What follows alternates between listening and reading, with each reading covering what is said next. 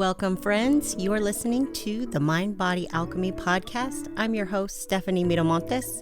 This is where intuition meets education in the realms of spirituality, fitness, mindset, and more, all to create lasting change.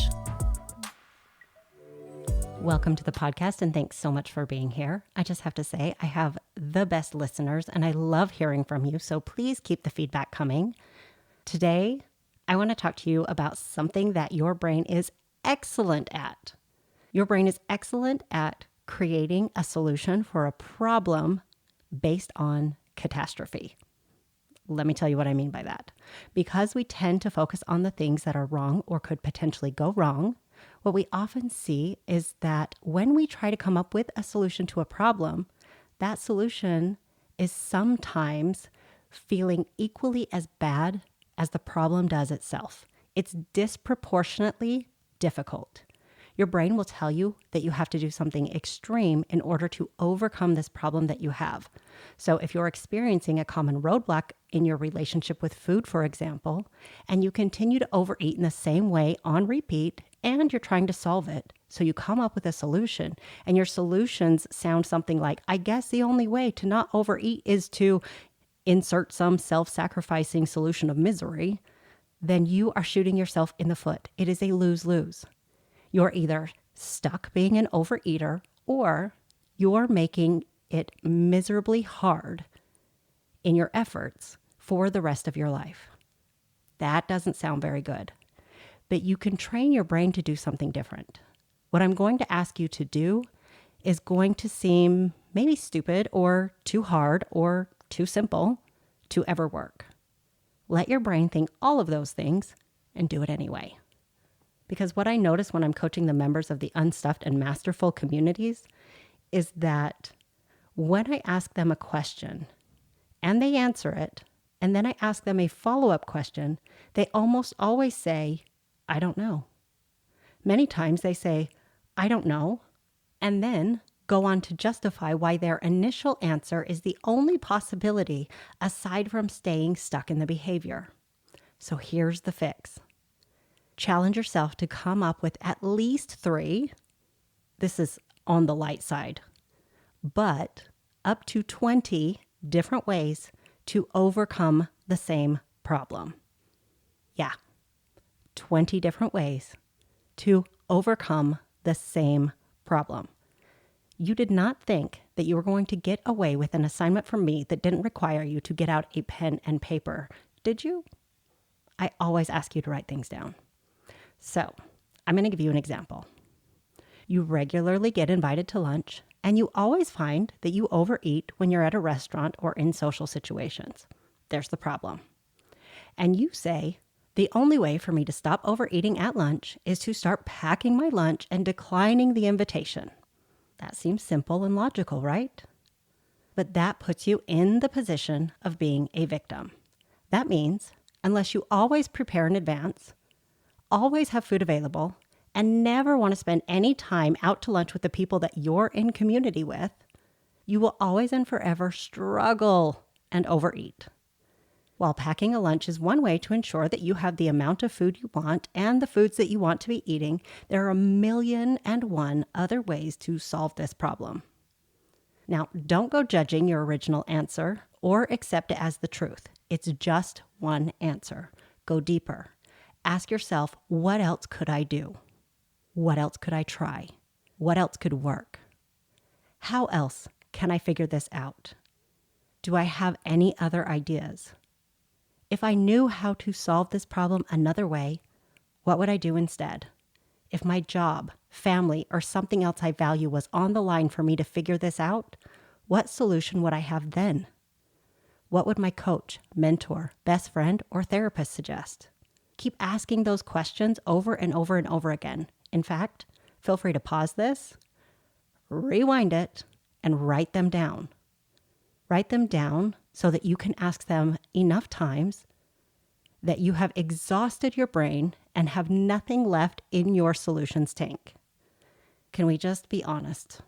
Your brain, like mine, is a lazy-ass bitch. This is not a bad thing. It doesn't want to waste energy on things that it has already solved. it's not going to continue to solve the same problem over and over again unless you ask it to. It will always give you the fastest and most obvious answer, with the caveat that the most obvious answer is only obvious to you because it's what you're used to thinking. It's a preconditioned solution, and this is just efficiency. It's not trying to solve every problem. It's just there to highlight your problem and get you out of that situation ASAP. The solution that it gives you is unlikely to be the best for your situation, and it certainly isn't the best for your situation every single time. Now back to the original solution of packing your lunch and declining an invitation to go somewhere. Why is that a problem? Well, this might be a great solution for days where you are extra busy, overworked, tired, lacking sleep, and if you would like to have a little bit less challenge over your self-control. So it works as a sometimes solution, maybe. You don't want to be limited to one singular solution because having options will help you build a library of solutions to help you through multiple circumstances. Our behavior is pretty predictable, and so one or two solutions will likely be used most often, and all the others that you come up with more sparingly. Some of the solutions you come up with will probably be garbage, let's be honest. For example, if one of your solutions is, I'm just never going to eat lunch again, that sucks. You don't need to judge your shitty answers.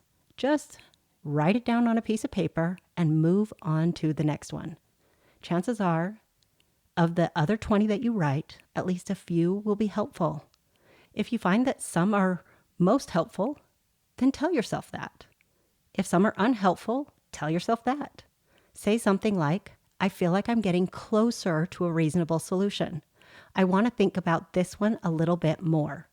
If it's almost helpful, but not quite there, that's a good one to circle and ask yourself, how can I make it even better or more doable or easier?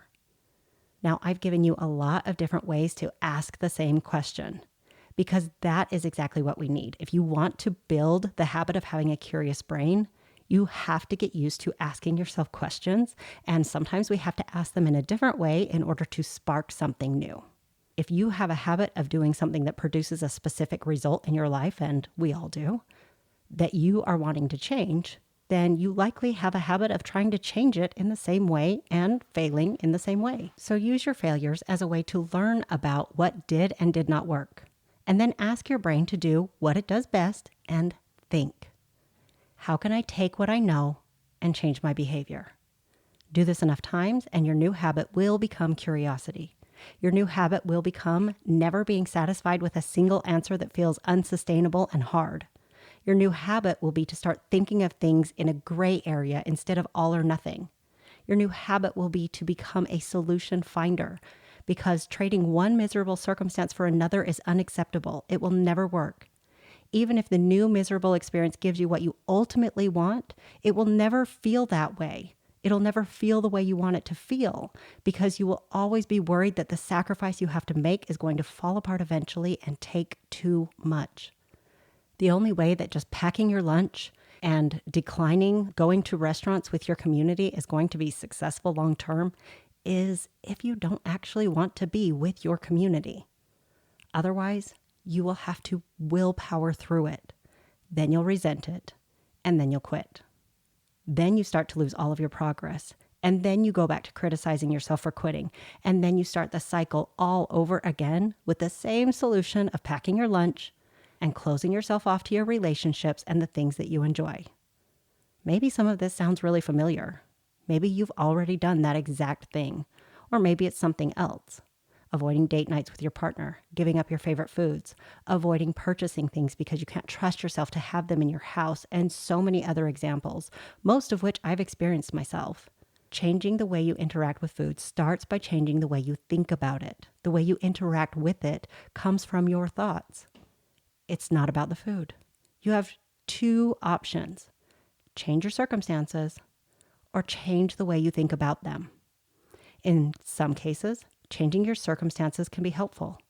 In every circumstance, changing your thinking is helpful. Even if you first change your thinking and then you still want to change your circumstance. You'll be way ahead of the game if you're thinking about things in a way that feel doable, peaceful, encouraging, and you're in alignment with your values. So that is my challenge for you today. What do you find yourself regularly frustrated by? What behavior are you often complaining about or criticizing yourself for? Get very clear on the problem and then ask your brain for 20 solutions. Write them all down. Don't judge them. Don't assign value to them. Just write down as many solutions as you can think of and see what you learn. You might be amazed by what your brain shows you. You will certainly challenge yourself to start thinking differently. And there is no way that doesn't pay off and benefit long term. All right, that is all I have for you today. If you are listening to this podcast and you think you have gotten some great ideas and you struggle to put them into action, you are not alone. You just have a human brain. Getting some support is the best way to start taking action on new information. That way you take these concepts from good ideas to actionable change, and that is doing something with them immediately. And then talk about it. So here are a couple ways for you to do that. First, take the diet personality type quiz so that you can uncover some of the ways that this one solution thinking has been showing up in your life. Plus, you get some really cool materials to help you take more action that will help you get more results because you know how to think about them. Bonus, you get to borrow my brain and Leslie's brain and Laura's brain and everyone else who contributes to these solutions, so your brain doesn't have to come up with all of them all on their own. That's amazing. Then reply to the emails that you get with what you're going to do with what you're learning. This is huge. When you write things down, when you talk about it, when you communicate about it, your brain starts to recognize that this is important to you and it will start to prioritize creating new solutions for you. Make your list based on the challenge that I told you earlier in the podcast and email me to let me know what you've discovered. If you reach out to me, I am a human behind the computer. I will reply to you.